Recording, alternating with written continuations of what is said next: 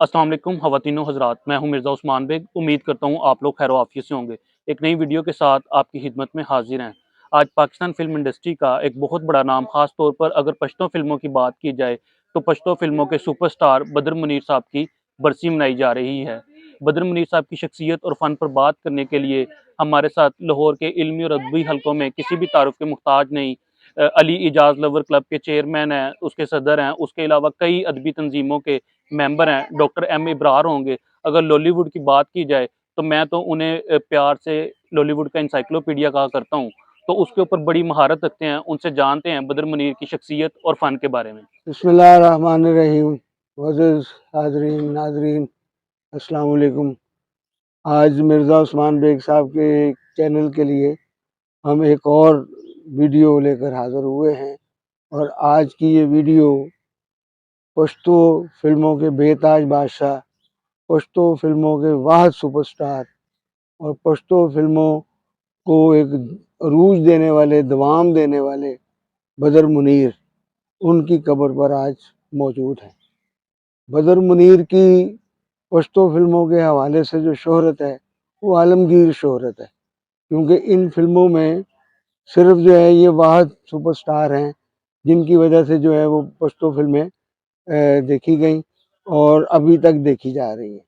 उनके इनके बाद जो है वो आसिफ खान का नाम आता है, अरबाज खान, जहांगीर खान, इन्होंने भी अच्छा काम किया, लेकिन जो पहचान पश्तो फिल्मों को बदर मुनीर ने दी शायद ही कोई और दे सके। और बदर मुनीर जो है वो ये 1940 में पैदा हुए। ये सवात का एक छोटा सा गांव है मध्यान, वहाँ ये पैदा हुए। तो चूँकि ये कबायली लोग या ये पश्तून लोग जो होते हैं वो ये है कि अपने फिर देहात से निकल कर ये शहरों का रुख करते हैं। तो ये इसी तरह रोज़गार के सिलसिले में ये कराची आ जाते हैं और वहाँ ये आगे ड्राइवरी सीखते हैं और निसार मुराद जो वहीद मुराद के वालिद थे उनके यहाँ ये नौकर हो जाते हैं। तो उनके दफ्तर में निसार साहब को लाना ले जाना और फिर दफ्तर में चाय का इंतज़ाम ये बदर मुनीर के ज़िम्मे था। वहाँ पर फिर ये बड़े बड़े लोग आया करते थे, वहाँ पर सुधीर, मोहम्मद अली, संतोष, दर्पण, इन लोगों का आना जाना था। तो ये फिर बदर मुनीर इनको देखते, फिर इनकी फिल्मों को देखते, फिर वो अवाम का एक रिएक्ट देखते और जो अवाम इनको मोहब्बत देती, जो अवाम इनको प्यार देती, तो इनके दिल में भी ये लगन पैदा हुई कि मैं फिल्मों में आऊँ। तो लिहाजा ये 1968 में एक फिल्म जहाँ जहाँ तुम वहाँ हम, ये फिल्म का नाम था 1968 में। तो वो उसमें इन्होंने काम किया। फिर उसके बाद कमाल साहब की फिल्म नई लैला नया मजनू, उसमें इनका बड़ा अहम किरदार था। फिर 1970 में एक फिल्म बनती है पश्तो, वो इनकी पहली फिल्म थी, यूसुफ खान शेरबानो।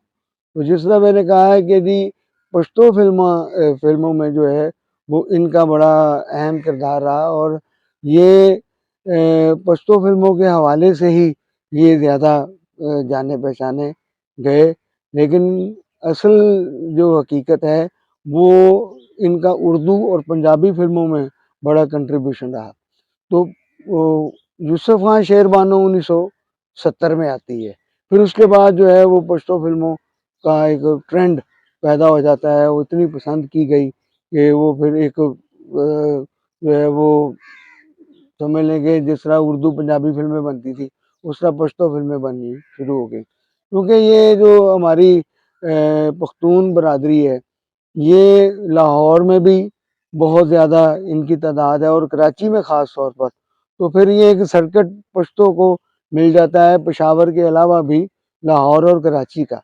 तो लाहौर और कराची में भी पश्तो फिल्में जो हैं वो लगनी शुरू हो जाती हैं। हमारा रिटेज सिनेमा एक ज़माने में सिर्फ पश्तो फिल्मों के लिए ख़ास था। और लेकिन इसको इनको जो असल शोहरत मिलती है वो दुल्हन एक रात की फिल्म से मिलती है जो 1975 में आई।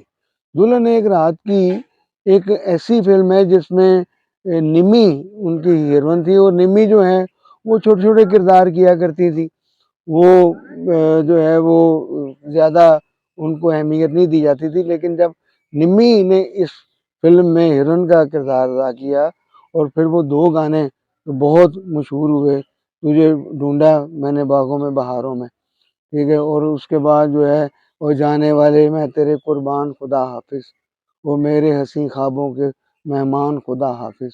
तो ये गाने इतने सुपर हिट हुए और दुल्हन एक रात की में इसका बदर मुनीर का काम इतना पसंद किया गया कि ये फ़िल्म तीनों के लिए लकी साबित हुई, मुमताज़ अली ख़ान के लिए भी, निम्मी के लिए भी और बदर मुनीर के लिए भी। फिर उसके बाद जो है वो निम्मी को भी बड़ा अच्छा काम मिला है। निम्मी हमारी एक स्टेज और टेलीविज़न की आर्टिस्ट थी, नुसरत आरा, जो ऐनक वाला जिन में बिल बतौड़ी के किरदार में बड़ी मशहूर हुई, उनकी ये बहन थी।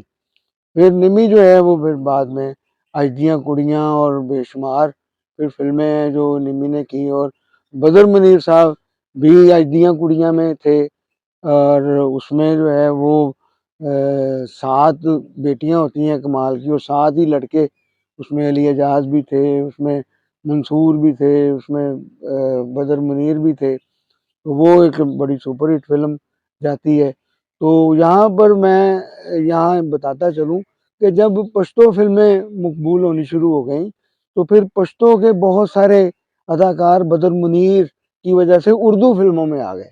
तो इनका एक ख़ास ब्लॉग बन गया, जिस तरह लियाकत सोल्जर थे, लियाकत थे, उमर दराज थे और उसके साथ-साथ जो है वो एक समझ लें कि नेमत सरहदी थे, शहनाज खान थी। तो इस तरह ये जो है वो एक ब्लॉग बन जाता है और वो ब्लॉग जो है वो बड़ा मकबूल होता है और उस ब्लॉग ने फिर बहुत सारी उर्दू फ़िल्में जो हैं वो की हैं, जिसमें डाकू की लड़की है, जानवर है, और इस लिहाज से बहुत सारी फ़िल्में जो हैं वो फिर सारा जो है उसमें राइटर भी वो पश्तून फ़िल्मों के आ जाते थे, पश्तो फ़िल्मों के, और डायरेक्टर जो हैं वो भी आ जाते थे। तो इस तरह एक बदर मुनीर का एक एहसान ये था कि उन्होंने वो जो पख्तून राइटर या पख्तून डायरेक्टर या जो पख्तून आर्टिस्ट थे, उनको भी एक कौमी रॉ में लेकर आए। ये इनका बड़ा अहम किरदार है और उसमें जिस तरह मैंने कहा कि कई फ़िल्में जो हैं वो बनती हैं। तो बदर मुनीर जो है वो एक, जिस तरह हम कहते हैं कि उनका एक ही स्टाइल था और वो बड़ा दबंग स्टाइल था। उस दबंग स्टाइल का जो है ना वो फ़ायदा हदायतकारों ने उठाया। हदायतकार जब समझते थे कि कोई इन्होंने कोई नया लड़का या नई लड़की इंट्रोड्यूस करवाई है और वो नया लड़का या नई लड़की जो है वो बोझ बर्दाश्त नहीं कर सकती, तो वो फिर कहानी इस तरह मोड़ते थे कि कोई एक किरदार क्रिएट करते थे। वो ऐसा वो पावरफुल किरदार होता था, या वो लड़की का साथ देता था या वो लड़के का साथ देता था।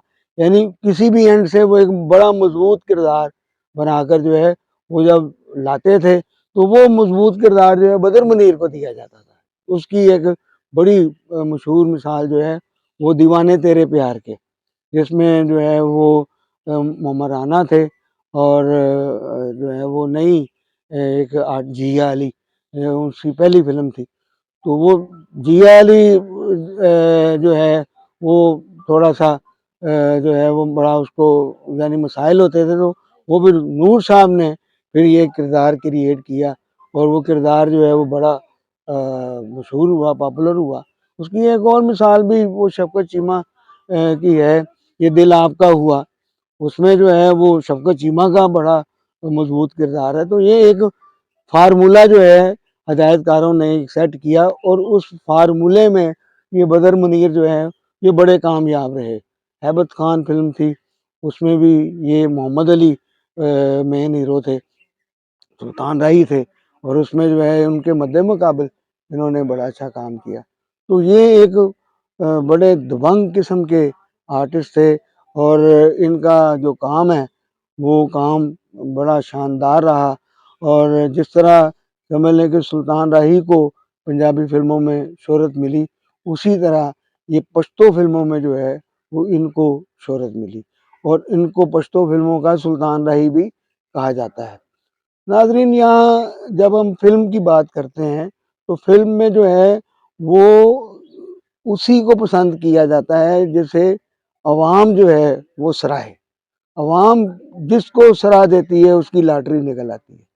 तो इसमें जो है समझ लें कि ये बदर मुनीर जो एक मेहनतकश एक ड्राइवर थे और वो जो है यानी माली लिहाज से इतने वो अच्छे नहीं थे, लेकिन उसके बाद जो है वो इन दौलत भी कमाई, इज़्ज़त भी कमाई, शोहरत भी कमाई।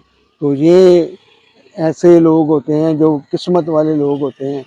तो बहरहाल आखिर में जो है वो ये इनको शुगर हो गई थी, इनके गुर्दे ख़राब हो गए थे, इनको फालिज हो गया था। आखिरी उम्र इन्होंने बहुत मुश्किल काटी और फिर आज 11 अक्टूबर है, तो 11 अक्टूबर 2008 को इनका इंतकाल हो गया और आज हम इनकी जो है वो 16वीं बरसी के मौका पर ये ख़ास वीडियो आपके लिए ये तैयार कर रहे हैं। इसको ज़रूर देखिएगा और इनके चैनल को लाइक भी कीजिएगा, सब्सक्राइब भी कीजिएगा और आखिर में हम दुआ करते हैं कि अल्लाह ताला इस मेगा स्टार को, ये जो पाकिस्तान की पहचान बना, अपने इलाके सवात की पहचान बना, उसको अल्लाह ताला जो है वो जन्नतुल फिरदौस में आला मकाम अता फरमाए। आपका बहुत-बहुत शुक्रिया। उम्मीद करते हैं आज की वीडियो आपको पसंद आई होगी। अपने मेज़बान मिर्ज़ा उस्मान बेग और डॉक्टर एम ए बरार को इजाज़त दीजिए। अल्लाह हाफ़िज़।